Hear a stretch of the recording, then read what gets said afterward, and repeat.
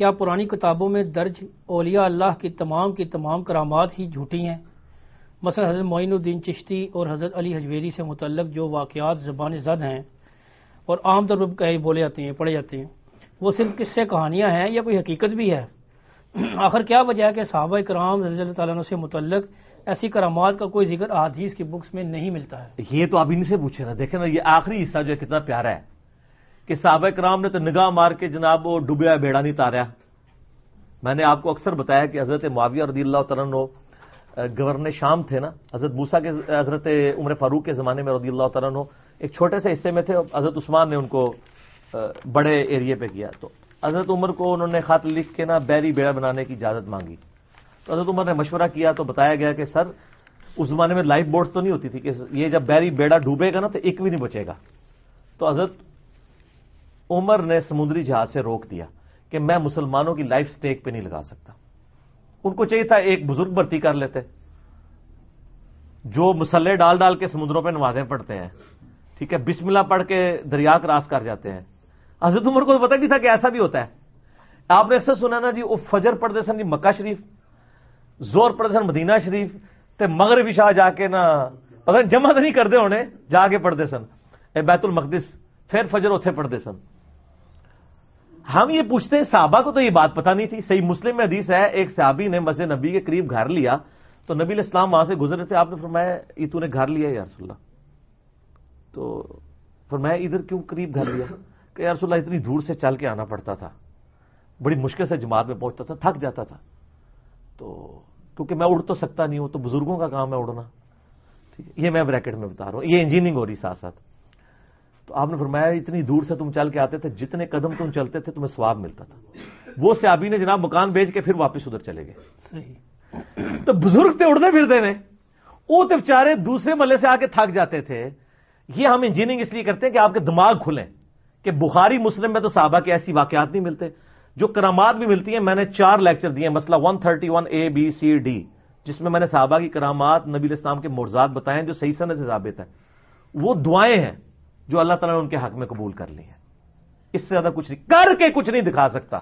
کر کے اگر کوئی دکھا سکتا ہے وہ صرف نبی ہوتا ہے، اور وہ بھی کرتا اس وقت ہے جب اللہ تعالیٰ اس کو اذن دیتا ہے، ورنہ میں آپ کو بتاتا ہوں۔ مجھے بتائیں حضرت موسیٰ علیہ السلام نے جب پہلی دفعہ عصا پھینکا، قرآن میں آتا ہے، تو کیا الفاظ ہیں؟ پیٹ پھیر کے بھاگے جب وہ اژدہا بن گیا۔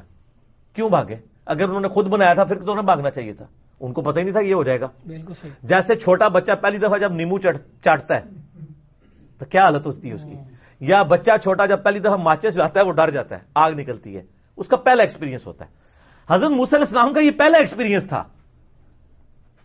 اچھا، اس کے بعد وہ عام ہو گیا، جب بھی ہوتا تھا پھینکتے تھے۔ لیکن جب وہ بنی اسرائیل کو لے کے سمندری جھیل کے کنارے پہنچے ہیں، پیچھے فرعونی آ گئے، آگے جھیل ہے، تو ساتھی پھر کہنا شروع کر مروا دیتا جنا موسیٰ، آپ پریشان ہو گئے۔ قرآن میں آتا ہے کہ حضرت موسیٰ بھی خوف کھا گئے، خیفۃ موسیٰ۔ پھر آتا ہے کہ اللہ تعالیٰ نے وہی نازل کی کہ یہ موسیٰ یہ عصا پانی پہ مارو راستہ بن جائے گا۔ تو حضرت موسیٰ نے خود کیوں نہیں مار لیا؟ ان کو یہی پتا تھا کہ یہ صرف سانپ ہی بن سکتا ہے، ان کو کیا پتا تھا کہ یہ کام بھی کر سکتا ہے؟ صحیح، بالکل صحیح۔ ہائے ہائے ہائے انجینئر صاحب کیا بات ہے، سبحان اللہ۔ سر قرآن میں سے کیا کیا رزلٹ نکل رہے ہیں۔ بالکل۔ وہ ڈرے کیوں؟ وہ ڈرے اسی لیے کہ ان کو یہی پتا تھا یہ کر سکتا ہے، اور ان کو پتا تھا یہ وہی کر سکتا ہے جتنا اللہ نے اسے کہا ہوا ہے، میں اپنے مرضی سے اس سے یہ کام نہیں لے سکتا کہ اس نے یہ کام بھی کر دینا ہے وہ، اور اس نے کرنا بھی کوئی مار کے بھی دیکھ لینا نا سر کچھ بھی نہیں سی ہونا، وہ اسی وقت ہی ہونا تھا جب اللہ نے وہی کے ذریعے اس کو آرڈر کرنا تھا، تو راستہ بنا ہے۔ اور 10 کمانڈمنٹ فلم میں انہوں نے وہ باقاعدہ سین فلمایا، ٹھیک ہے۔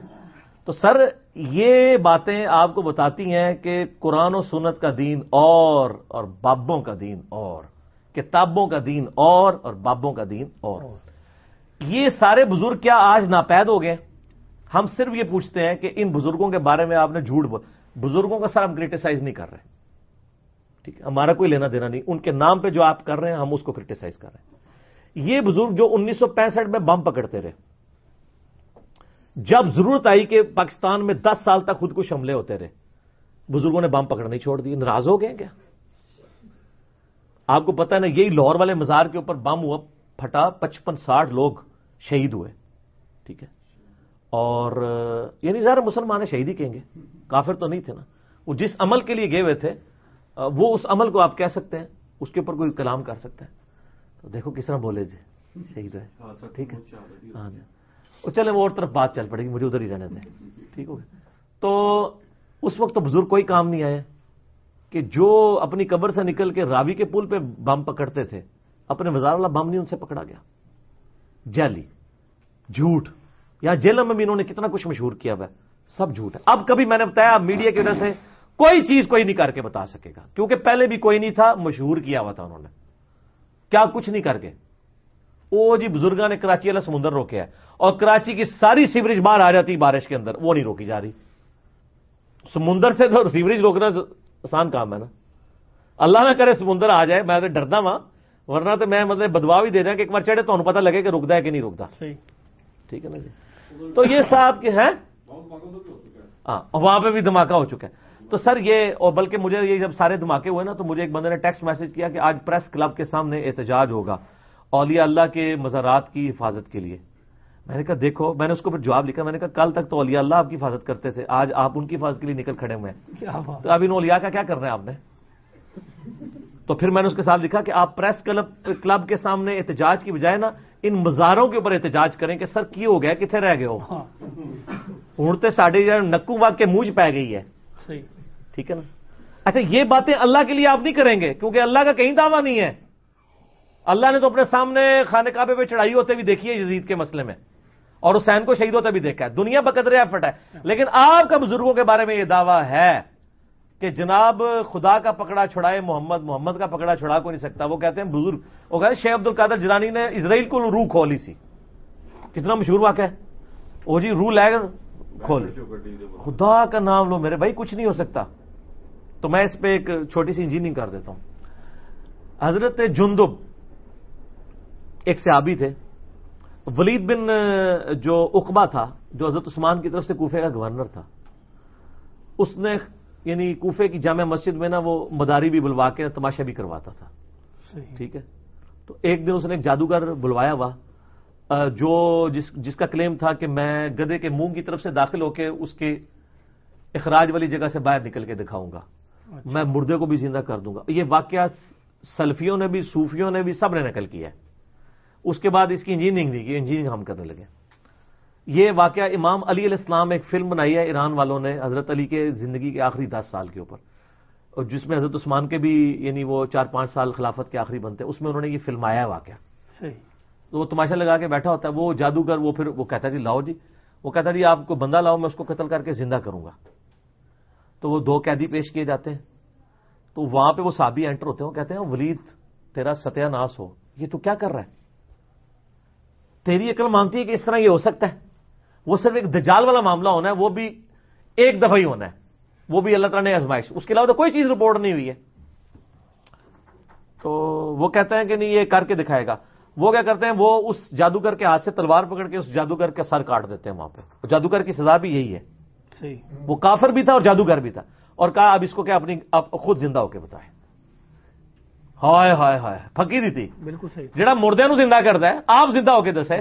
تو سر اگر یہ سارے بزرگ جو مردوں کو زندہ کرنے والے دعوے ہیں، آپ یہ بزرگ ہمارے سامنے لے آئیں، ہم ان کو شہادت کے رتبے تک پہنچائیں گے، پہلے اسٹامپ پیپر پہ ان سے لکھوائیں گے کہ ہم آپ کو شہادت شہید اس لیے کرنے لگے ہیں کہ آپ تو لوگوں کے مردے زندہ کر سکتے ہو، آپ خود بھی زندہ ہو کے اٹھ جاؤ گے، تو آپ ہمیں اجازت دیں تاکہ کل کو ہمیں جوڈیشری میں تاریخیں نہ بھگتنی پڑے۔ اس کے بعد ان کو شہادت کے رتبے پہنچاتے ہیں۔ سر یہ شہید ہونے سے پہلے ہی نا کتاب و سنت کا منہج اختیار کر لیں گے، کہیں گے نہیں انجینئر صاحب ہم بھی آپ کے ساتھ ہی ہیں، یہ کہانیاں تھیں، ٹھیک ہے۔ اور یہی ہوتا ہے، میں آپ کو بتاؤں، آپ تھوڑی سی کمٹمنٹ شو کریں۔